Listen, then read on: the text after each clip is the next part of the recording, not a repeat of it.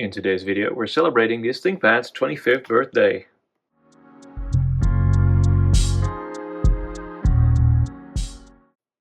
Hello everyone and welcome to a new video.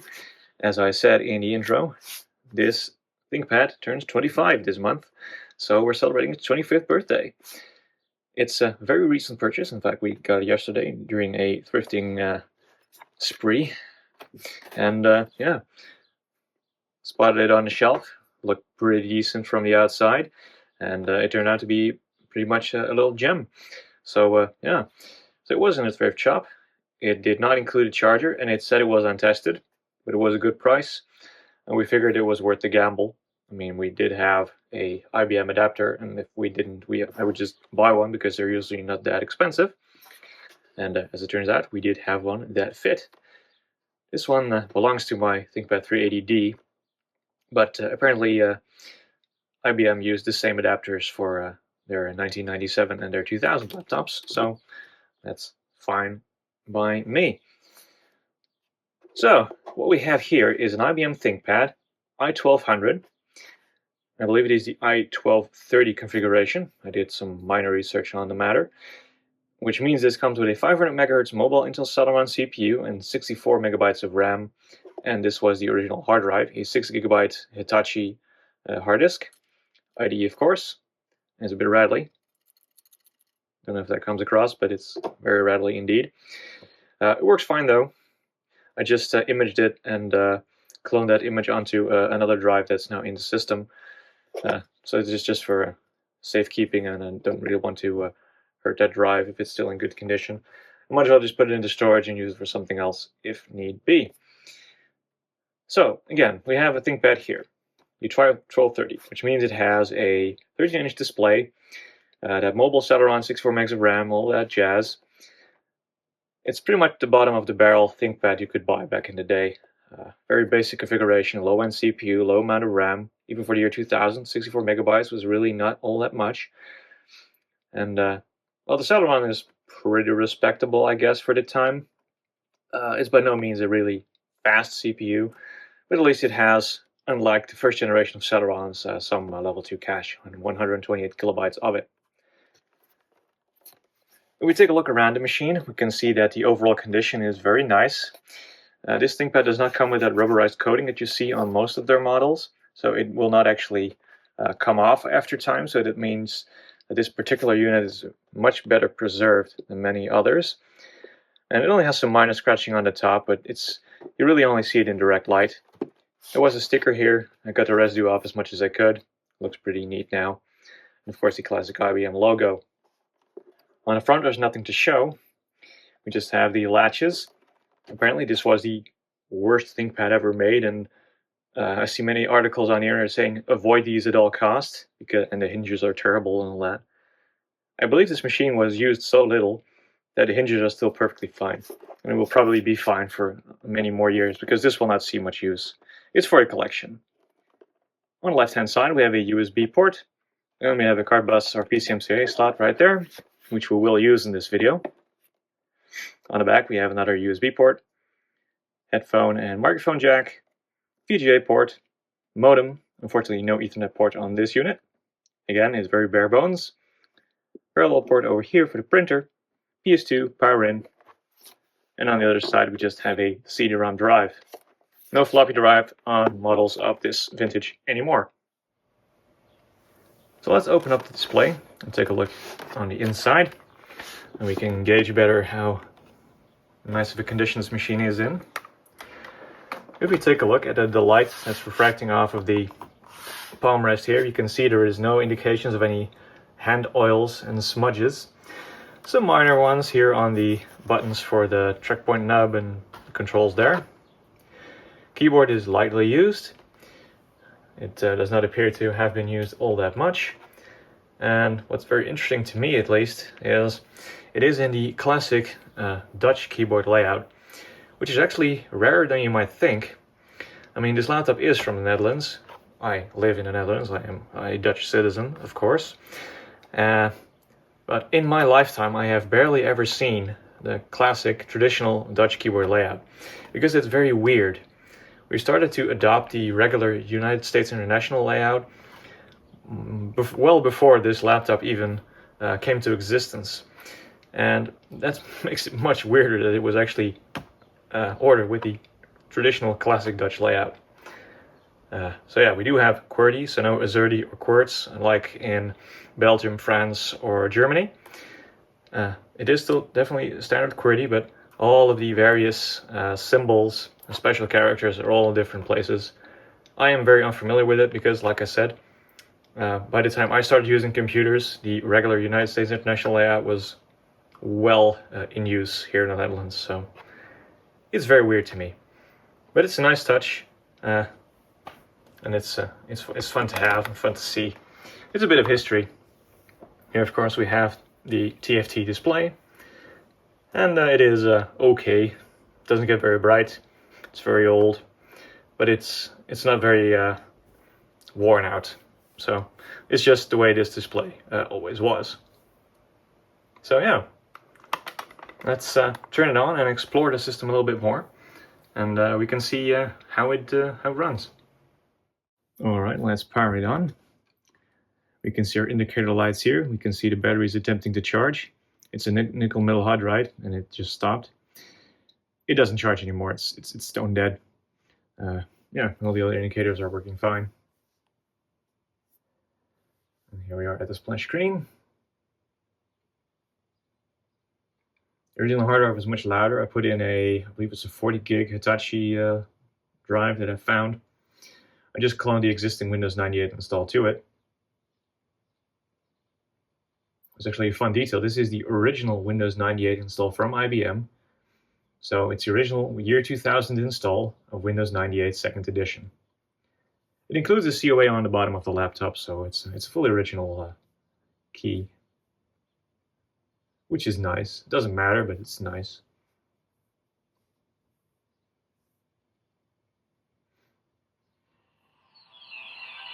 And in terms of overall hardware that's on the inside, it's very much a low-end business notebook.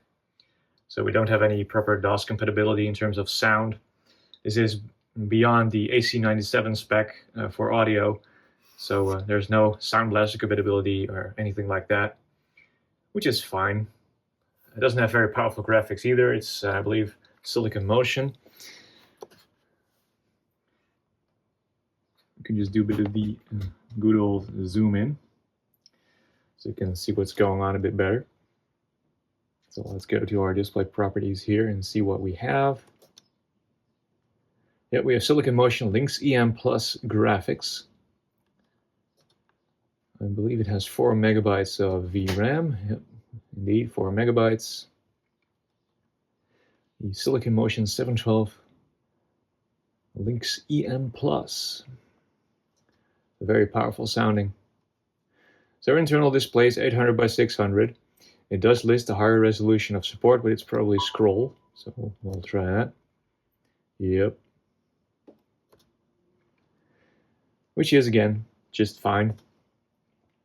And what's also fun is this entire install, it was never reinstalled. It was just added to by the previous owner. So it's full of the previous owner's history. And that is both disturbing and wonderful at the same time, because of course, security-wise, it's very bad to leave your personal documents on here. There's not a whole lot that really shows where the previous owner lived. I know the city he lived in, but I don't know the address, and it's all very old information. This laptop was used based on the dates in the My Documents folder. We will not actually open any of these documents on video, obviously. But if we put this on detail, we can see that the last time he put any documents on the system was on the 9th of October 2009. This laptop would have been 9 years and 4 months old at that time. And the earlier mails or messages or documents, whatever, that are still on here are from 2005. From what I can gather, this laptop was used starting in the year 2000 and was used more regularly up until 2005-06. and then less after that. Of course, Windows 98 setup ended in 2006, so that makes sense. What I also found on here was a dial-up profile for the now defunct ISP called Zonnet. It no longer exists. I think it was bought by Tele2 Netherlands at some point, which is now part of the Dutch branch of what was formerly known as T-Mobile here, which didn't actually have ties to the original Deutsche Telekom, which T-Mobile was or is a label of in many countries. So yeah, definitely dates this system, which is very, very nice. So in terms of actual data on here, there was also some email messages. Not a whole lot. Here again, we have the dial-up profile, which we will not go into. We'll also not include any of the details on the emails that were sent on the system. It was used for email between late 2003 and late 2005, I believe, based on what is still on here. I believe the system was owned by an elderly gentleman. Well, I'm assuming it is a gentleman. It could have also been a woman, of course. I don't know. And yeah, don't know what happened after 2009. Maybe somewhere between 2006 and 2009, person became sick or ill or just didn't really need to use his laptop all that much anymore. And after 2009, maybe passed away or the system was passed around. Because based on the locations that I found in the documents, this laptop originated about 50, 60 or so kilometers from where I live now and from where we picked it up at the thrift shop, which is about 30 to 40 miles. So it wasn't passed around that much after it was sold or given away. Interesting software we have on here is Curio Personal Firewall. Curio is I believe also a Dutch company that sells various solutions for network security. And yeah, this is a personal firewall. If you connect this thing to the network, it will actually start doing things. In fact, let me do just that. We have a little Zircom credit card Ethernet adapter that will fit in here just nicely.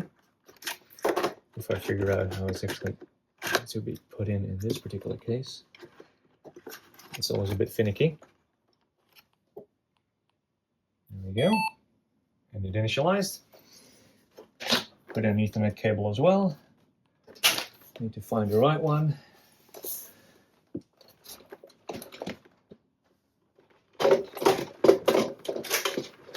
Because I have two cables. One is connected to the open internet and one is a specially segmented VLAN for old stuff like this.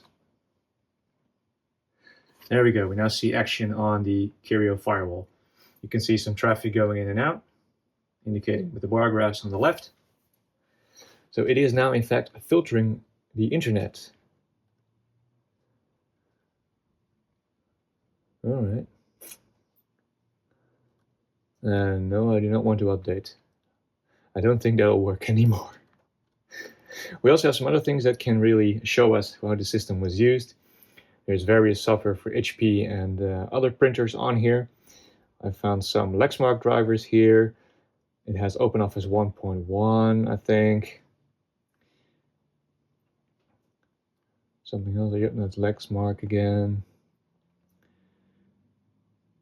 OpenOffice 1.1. And we have some added software that I put on here for a USB floppy drive, the Ethernet card, and to enable USB flash drive support on Windows 98. Everything else is still fully original. Other things we have is, of course, the full suite of IBM software. We have something called Planner Plus, which is actually software for you to plan a train journey from within the Netherlands using the public railway system. It will only allow you to plan within 2005 up to late 2006, which is typical because that's when the new timetables are released every year in the second week of December. but it's still very nice to see. It's really a piece of history. We also have various anti-malware and anti-adware software on here, like Spybot Search and Destroy, Adware SE, horoscope software, very interesting, not really. Also some various other utilities that I've never seen, like PC Doctor for Windows. Real Player, of course, very important. That's a staple of the 1990s for sure.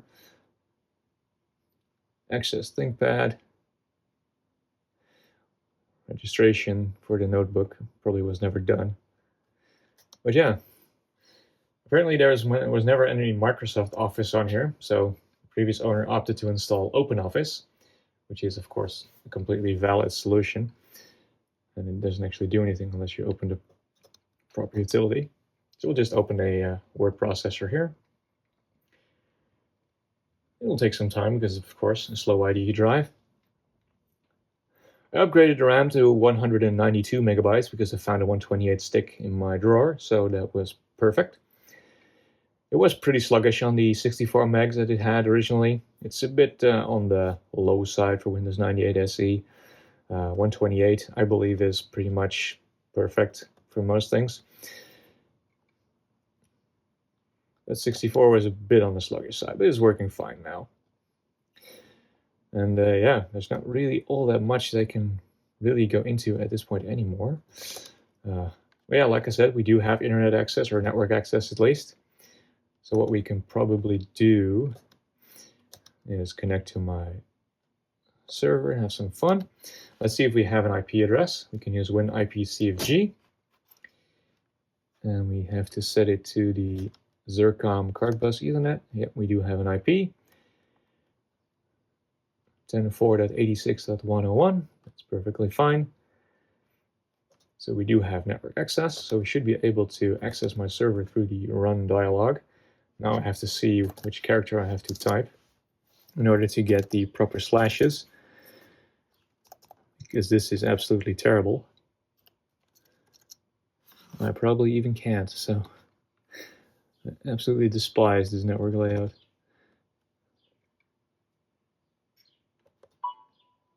Yeah, we can do the browse network thing. So let's actually try to go online.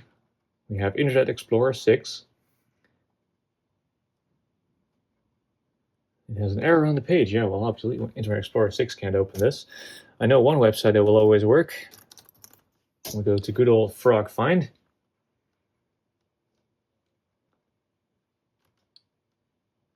The search engine for vintage computers is definitely always very nice to go here. You can still perfectly go and online and do all your various things.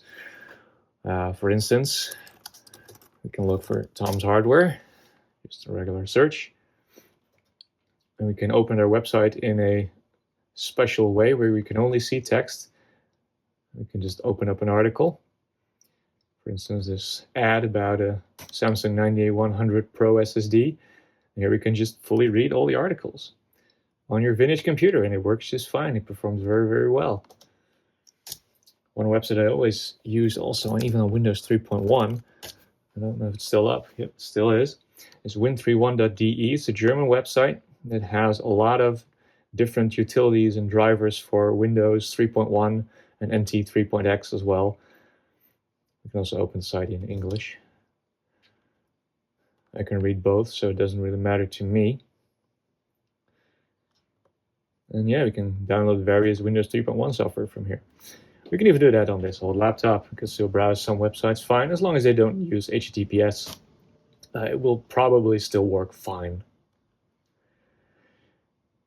But yeah, I guess that concludes the look at this very nice condition IBM ThinkPad i1200. I believe it's a very nice example of this particular model. It's also good that it was preserved so well by the previous owner, so that we can still enjoy it 25 years after its birth in the IBM factory.